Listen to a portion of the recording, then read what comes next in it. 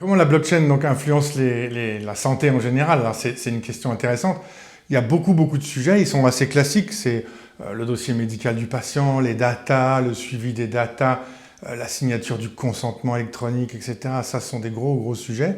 Et c'est vrai que beaucoup de gens essayent de résoudre ces sujets-là en estimant que peut-être la blockchain peut apporter un plus, mais ça reste encore un petit peu à observer et à définir, puisque en dehors d'initiatives très ciblées dans des gouvernements qui sont très favorables, on a vu des endroits où la blockchain est quand même très implémentée, hein, en Estonie, etc.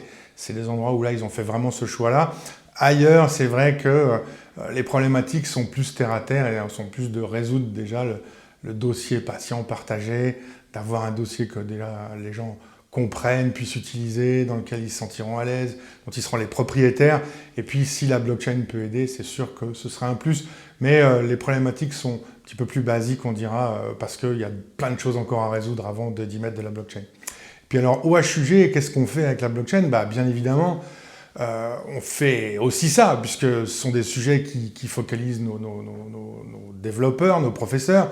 On est très impliqués dans des initiatives nationales, et puis tout ça est en construction.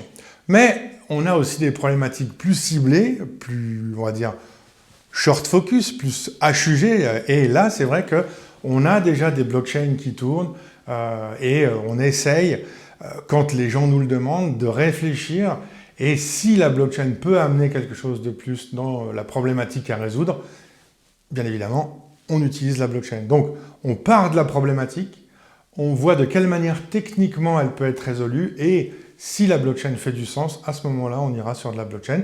Sinon, parfois, c'est beaucoup plus simple que ça, et puis on fait des choses un peu plus old school. Mais c'est vrai que dans certains cas, la blockchain fait un plus et résout des problèmes qu'on n'aurait pas pu résoudre si elle n'avait pas existé.